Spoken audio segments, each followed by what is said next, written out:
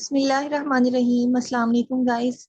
आज का जो हमारा टॉपिक है वो बड़ा ही इम्पोर्टेंट टॉपिक है for one paper aspirants, CSS के स्टूडेंट्स के लिए, और इसके साथ साथ जो स्टूडेंट्स इंटरव्यू के लिए जाते हैं, general interviews for each seat, और जो स्टूडेंट्स स्पेशली पॉलिटिकल साइंस की सीट के लिए जाते हैं इंटरव्यू के लिए, तो उनके लिए इसके बारे में जानना बड़ा इम्पोर्टेंट है। वैसे तो ये एक जेनेरिक टॉपिक है, हमारे कॉन्स्टिट्यूशन से रिलेटेड है, और इसके बारे में जानना सबके लिए ज़रूरी है। इस टॉपिक में से आपको वन पेपर बेस्ड फैक्ट्स भी आते हैं, आपके इंटरव्यू में भी इसमें से क्वेश्चंस पूछे जाते हैं। Means to say overall this topic is very important for each inspirant aspirant in PPSC and FPSC.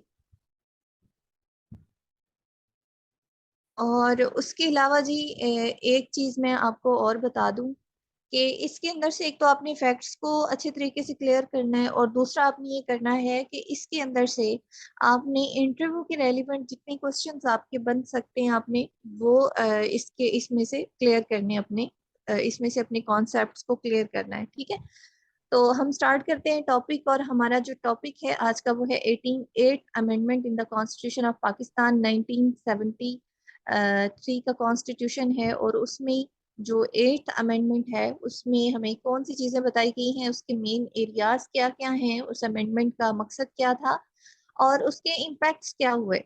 तो ये सारी चीज़ें ऐसी चीज़ें हैं जो इस एक टॉपिक में से आपको वेरिएशंस में काफ़ी सारी चीज़ें बता देगा। लाइक वाइज इसमें क्या इम्पैक्ट्स हुए इस अमेंडमेंट के बाद, पाकिस्तान की जो हिस्ट्री है, पाकिस्तान की जो पॉलिटिकल हिस्ट्री है, उसमें क्या इसमें तब्दीलियां आई, या किस तरह से हमारे पॉलिटिशियंस के ऊपर इसका असर हुआ, या हमारी पॉलिटिकल हिस्ट्री पे इसका क्या असर हुआ।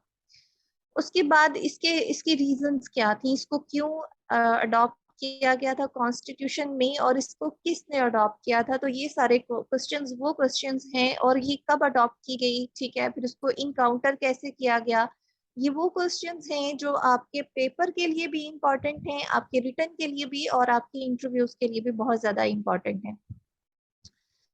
सो हम स्टार्ट करते हैं। फर्स्ट ऑफ ऑल जो हमारा फर्स्ट पॉइंट है वो है what was 8th amendment. Basically ये क्या था, यहाँ पर मेंशन भी आप लोगों के लिए किया हुआ है 8th अमेंडमेंट को। बेसिकली ये क्या था कि रिवाइवल ऑफ द कॉन्स्टिट्यूशन भी इसको कहते हैं। क्या कहते हैं? Revival of the constitution, revival of the constitution, और revival of the constitution RCO। ठीक है, और इसके अलावा इसको अगर हम थोड़ी सी इसकी डेफिनेशन करेंगे तो वो कैन से दैट कि it was a provision that introduced the presidential power to dissolve the national assembly. हम सब जानते हैं कि सेनेट तो डिसॉल्व नहीं हो सकता, लेकिन नेशनल असेंबली को जो है वो डिसॉल्व किया जा सकता है। मतलब कि हमारी जो हिस्ट्री है, हमारी जो हमारी पॉलिटिकल हिस्ट्री है, उसमें हमारी जो नेशनल असेंबली है उसको डिसॉल्व किया जाता रहा है प्रेसिडेंट की तरफ से। ठीक है, या फिर प्राइम मिनिस्टर और उसकी कैबिनेट को भी। तो ये एक प्रोविजन है जिसके जिसके थ्रू जो है प्रेसिडेंट के पास ये पावर है कि वो डिसॉल्व कर सकता है नेशनल असेंबली को। And the second name of 8th amendment is the revival of the constitution 1973 order. और दूसरी बात ये है कि ये पास कब हुई है, तो ये इन नवंबर 1985 में इसको पास किया गया असेंबली की तरफ से, या फिर यूं कह ली कि it was adopted by the parliament. और इसने फिर किया क्या क्या, सेकंड जो हमारा पॉइंट है कि जब ये पास हो गई तो फिर हमारी जो पॉलिटिकल हिस्ट्री है, या जो हमारा पॉलिटिकल सिनारियो है, उसमें क्या क्या चेंजिंग्स आई। तो उसमें चेंजेस ये आई कि सबसे पहले क्या हुआ, यहाँ पर अगर हम देखें नवंबर 1985 में, जो कि हमारे पास हुकूमत किसकी चल रही थी, ज़ियाउल हक की का दौरे हुकूमत था। और 1985 में आपको पता है कि इसके बाद फिर क्या हुआ। ज़ियाउल हक ज़ियाउल हक वही पर्सनालिटी है जिनकी डेथ होती है अगस्त 17 1988 में, जो कि बहावलपुर की फिजाओं में उनका त्यारा जो है वो क्रैश कर गया था और उनकी डेथ हुई थी वहां पर। ठीक है, तो ये वही पर्सनालिटी है, मिलिट्री पर्सन है। अब उसके बाद जो चेंजिंग्स होती हैं, हमने ये तो पढ़ लिया कि 8th अमेंडमेंट हुई, वो बड़ी इंपॉर्टेंट है पाकिस्तान की कॉन्स्टिट्यूशन में। तो फिर चेंजिंग्स कौन कौन सी हुई हैं इस अमेंडमेंट के थ्रू, एक तो ये भी हमने पढ़ लिया कि जी इससे क्या होता है कि असेंबली को डिसॉल्व करने का जो राइट है वो प्रेसिडेंट के पास आ गया। ठीक है, अल्टीमेटली इसके अंदर इसका जो पर्पस था वो यही था। अब होता क्या है कि इसमें चेंजिंग, सबसे पहले जो चेंज हुआ वो ये हुआ कि parliamentary to semi presidential system. सबसे पहले हमारा मुल्क जो था 1958 में, सॉरी 57 में, 56, 1956 में हमारा हमारा जो मुल्क का कॉन्स्टिट्यूशन था वो एक पार्लियामेंट्री फॉर्म ऑफ गवर्नमेंट था। ठीक है, उसके अलावा हमारा जो कॉन्स्टिट्यूशन आया दूसरा वो आया 1962 में, तो 8 जून 1962। तो 1962 का जो हमारा कॉन्स्टिट्यूशन था वो क्या था, वो पार्लियामेंट्री नहीं था, बेसिकली वो एक प्रेसिडेंशियल फॉर्म ऑफ गवर्नमेंट को लेकर आया था।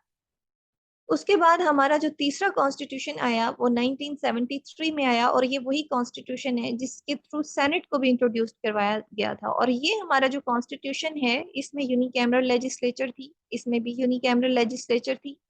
1973 के कॉन्स्टिट्यूशन में हम लोगों ने क्या अडॉप्ट की, बाय कैमरल लेजिस्लेचर। तो कहने का मकसद ये है, इसका बैकग्राउंड बताने का मकसद ये है कि पहले हमारे पास जो है पार्लियामेंट्री फॉर्म ऑफ गवर्नमेंट, फिर प्रेसिडेंशियल फॉर्म ऑफ गवर्नमेंट 1962 में, एंड देन 1973 में again the parliamentary form of government be adopted. अब इस पार्लियामेंट्री फॉर्म ऑफ गवर्नमेंट को हमने अडॉप्ट तो कर लिया, लेकिन फिर क्या हुआ कि ज़ियाउल हक ने अपनी पावर को जो है वो स्ट्रॉन्ग करने के लिए या अपनी पावर को मजीद इन्हेंस करने के लिए उन्होंने 8th अमेंडमेंट इंट्रोड्यूस करवाई।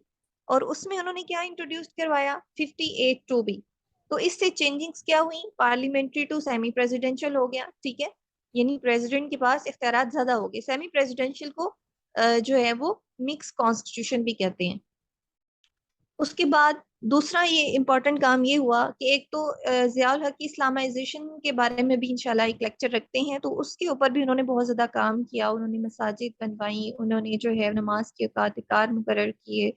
ठीक है, पब्लिक प्लेसेस पे मसाजिद बनवाई, फिर उसके बाद ज़कात एंड अशर ऑर्डिनेंस, और इस तरह से बहुत सारे उन्होंने इदारे कायम किए जिससे उन्होंने इस्लाम को बहुत ज़्यादा प्रमोट किया। ठीक है, तो ऑब्जेक्टिव रेजोल्यूशन जो कि उसमें हमारा ऑब्जेक्टिव रेजोल्यूशन का मतलब क्या है, करारदादे मकासद, मतलब कि हमारे मकासद क्या हैं कॉन्स्टिट्यूशन बनाने के, तो उसको उन्होंने परमानेंट पार्ट बना दिया इस 8th अमेंडमेंट ने। किसका, हमारा जो कॉन्स्टिट्यूशन है 1973 का, उसका परमानेंट पार्ट कौन बन गया, कौन सी रेजोल्यूशन बन गई, ऑब्जेक्टिव रेजोल्यूशन। और उसके बाद फिर अगेन जैसे कि मैंने आपको बताया कि 58(2)B वाज इंट्रोड्यूस्ड, और 58(2)B के इंट्रोड्यूस्ड होने के साथ ही फिर आगे जस्टिफिकेशंस भी देख लें कि मतलब ये क्या है। आगे मैंने मेंशन भी किया हुआ है कि justifies the removal of corrupt government by president. मतलब जब भी 58(2)B को यूज किया गया, 58(2)B है क्या, the use of the Article 58(2)B was almost exclusively justified by the President as necessary for the removal of the corrupt government that had lost the confidence of the people. The government, the removal of that government that had lost the confidence of the people. ऐसी government को remove कर देना जो लोगों का confidence जो है वो जीतने में नाकाम हो गई है या फिर वो लॉस्ट कर चुकी है।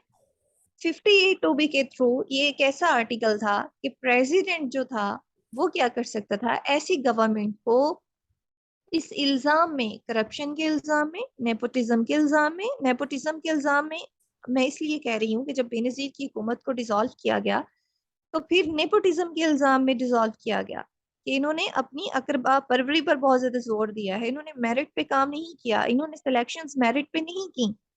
ठीक है, और उसके अलावा करप्ट गवर्नमेंट है।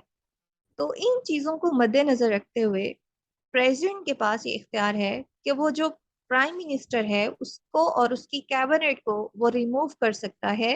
ठीक है, थ्रू द आर्टिकल 58(2)B। और अमेंडमेंट कौन सी है, 8th अमेंडमेंट पाकिस्तान के कॉन्स्टिट्यूशन में हुई। तो कौन सी तब्दीलियां हुई, parliamentary to semi presidential, objective resolution permanent part बन गया, 58(2)B इंट्रोड्यूस करवा दिया गया, जिससे क्या हुआ कि justifies the removal of the corrupt government by the president. अब ये तो हो गया, अब इसके इम्पैक्ट्स क्या हुए, इससे पहले कि हम देखें कि 90s में वक्तन फवक्तन इनके बहुत ज्यादा इम्पैक्ट। मतलब 90s में तीन हुकूमत को ये के बाद दीगरे डिसॉल्व किया गया इस कॉन्स्टिट्यूशन के थ्रू, ये यूं कह ली अमेंडमेंट के थ्रू या 58 टू बी के थ्रू। लेकिन उससे पहले क्या हुआ? उससे पहले ये हुआ कि सबसे पहले अगर किसी ने इस कॉन्स्टिट्यूशन को, सॉरी कॉन्स्टिट्यूशनल अमेंडमेंट को सबसे पहले डिसॉल्व किया, या सॉरी कॉन्स्टिट्यूशनल अमेंडमेंट को सबसे पहले यूज किया, तो वो कौन थे? जनरल जियाउल हक खुद थे। उन्होंने first use the amendment to dismiss the prime minister Mohammad Khan Junejo for corruption in May 1988। मतलब कि मई 1988 में करप्शन के इल्जाम में उन्होंने क्या किया कि मोहम्मद खान जुनेजो की जो हुकूमत है उसको क्या कर दिया? डिसॉल्व कर दिया। ठीक है, तो अगर फिर आपसे पेपर में ये क्वेश्चन हो जाता है कि सबसे पहले 58 टू बी को यूज किसने किया, तो खुद जियाउल हक ने यूज किया। और उन्होंने गवर्नमेंट किसकी डिसॉल्व की? उन्होंने गवर्नमेंट डिसॉल्व की मोहम्मद खान जुनेजो की। इधर लिख भी लेते हैं।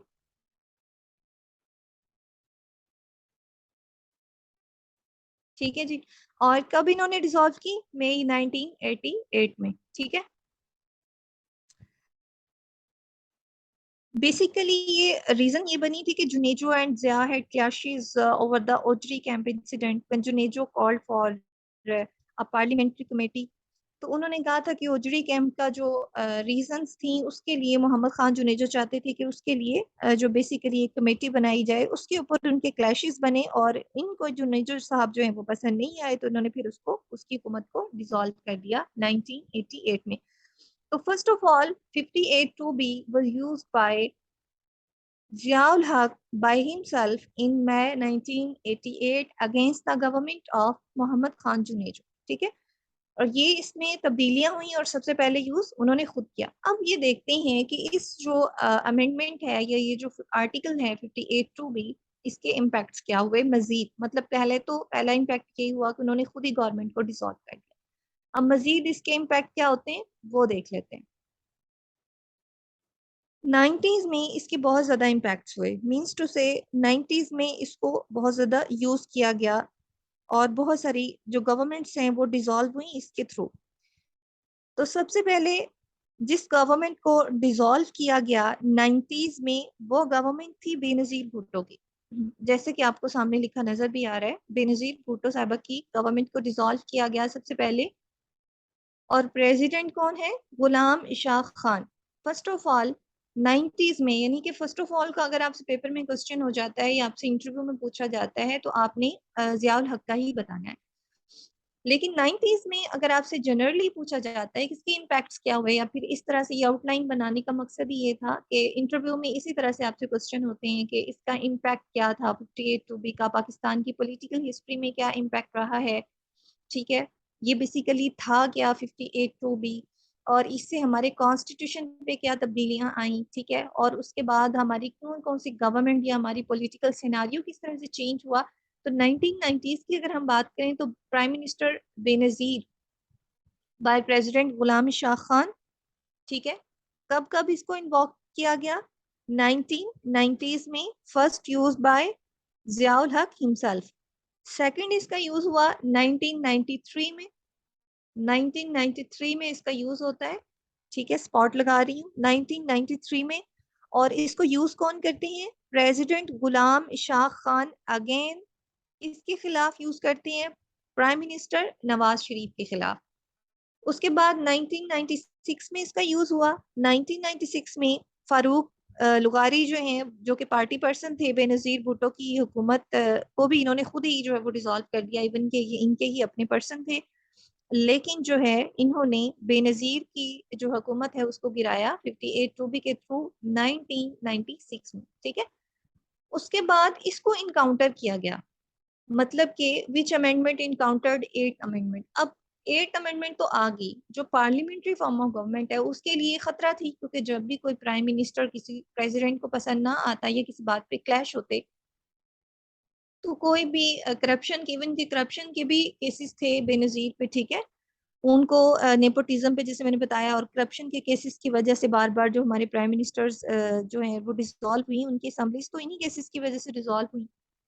लेकिन चूंकि ये एक पार्लियामेंट्री फॉर्म ऑफ गवर्नमेंट के लिए एक मुसलसल थ्रेट था, तो इसको इनकाउंटर करने के लिए 13th अमेंडमेंट इंट्रोड्यूस करवाई गई 1997 में बाय नवाज शरीफ। ठीक है, उसके बाद क्या हुआ, अगेन 17th अमेंडमेंट आई बाय जनरल परवेज मुशर्रफ और उन्होंने अगेन 58(2)B को पार्ट बना दिया कॉन्स्टिट्यूशन का। उसके बाद आसिफ अली जरदारी की हुकूमत आती है, थोड़ा सा यहाँ से लिख लेते हैं। आसिफ अली जरदारी ने 2010 में, ठीक है, अप्रैल 2010 10 अप्रैल 2010 को जो है ये अप्रूव हुआ और 18 अप्रैल 2010 को इस पे सदर के साइन हुए। तो परमानेंटली 58(2)B को खत्म कर दिया गया, किस अमेंडमेंट के थ्रू? अमेंडमेंट 18th अमेंडमेंट के थ्रू। और 18th अमेंडमेंट एक पूरा टॉपिक है जिसमें पावर्स को डिवाइड कर दिया गया, सूबों में और हमारे सेंटर में। Powers are divided between centre and federating units. तो हमारे जो प्रोविंसेस थे या हमारे जो फेडरेटिंग यूनिट्स थे या हमारा जो सेंटर है, उसके दरमियान पावर्स को डिवाइड कर दिया गया और सूबों के दरमियान डिवाइड कर दिया गया। सूबों को पावर मजीद दे दी गई। वुमेन इम्पावरमेंट के जो इदारा है वो उनको दे दिया गया। एजुकेशन, HEC, डिफरेंट उनको इदारे सौंप दिए गए और उनको ऑटोनॉमी दे दी गई। ठीक है, उनको ज्यादा पावरफुल बना दिया गया। अब 18th अमेंडमेंट के थ्रू तो 58(2)B को डिसॉल्व कर दिया गया, या अमेंडमेंट से इरेडिक उससे कॉन्स्टिट्यूशन से खत्म कर दिया गया। और उसके साथ ही आर्टिकल 6 इंट्रोड्यूस करवाया गया। तो आर्टिकल 6 क्या था? इसमें ये मेंशन किया गया कि कॉन्स्टिट्यूशन को जो भी डिसॉल्व करेगा, मतलब कि कॉन्स्टिट्यूशन में 18th अमेंडमेंट आ गई, हमारे कुछ रूल्स आ गए, हमारे प्रिंसिपल्स आ गए हमारे कंट्री में। अब जो भी उन प्रिंसिपल्स के साथ छेड़ करेगा या उनको डिसॉल्व करने की कोशिश करेगा, तो आर्टिकल 6 के थ्रू उसको जो है उसको जो है क्या किया जाएगा? आर्टिकल 6 के थ्रू उसको हाई ट्रीजन की सजा दी जाएगी, मतलब कि संगीन गद्दारी की उसको सजा दी जाएगी। So this was the article number 6। मतलब हमने आर्टिकल 8 से शुरू किया, सॉरी, हमने आर्टिकल 58(2)B से शुरू किया, हमने अमेंडमेंट 8 से शुरू किया। 8th अमेंडमेंट के इम्पैक्ट क्या थे, क्यों हुई, उसकी रीजंस क्या थी, कहाँ कहाँ पर चेंजिंग्स आई, ठीक है। उसके बाद उसके इम्पैक्ट्स क्या हुए, पाकिस्तान की पॉलिटिकल हिस्ट्री किस तरह से चेंज हुई, उसके बाद उसको इनकाउंटर करने के लिए 13th अमेंडमेंट का, भाई ये आपके वन पेपर के बहुत ही रिपीटेड क्वेश्चन है। 13th अमेंडमेंट की डेट है, कौन लेके आया, फिर उसके बाद 17th अमेंडमेंट कौन लेके आया, 18th अमेंडमेंट बहुत ज्यादा दफा पूछी जाती है। 18th अमेंडमेंट को हम इंशाल्लाह नेक्स्ट लेक्चर में पढ़ेंगे। और आपको हमारा आज का लेक्चर कैसा लगा है, अपनी व्यूज जरूर दीजिएगा। और इसके अलावा अगर आपको किसी भी किस्म के टॉपिक्स या फिर इंटरव्यू के हवाले से कोई गाइडलाइन या किसी टॉपिक के ऊपर वीडियो चाहिए, तो आप जो है वो कमेंट में बता सकते हैं। और उसके अलावा जो स्टूडेंट्स हमारी रेगुलर क्लासेस ज्वाइन करना चाहते हैं, दे आर वेलकम, वो दिए गए नंबर पर रब्ता कर सकते हैं। मैं आपको नंबर अगेन शेयर कर देती हूँ। जो स्टूडेंट्स हमारी क्लासेस लेना चाहते हैं वो इस नंबर पर रब्ता कर सकते हैं। चलिए जी, थैंक यू सो मच।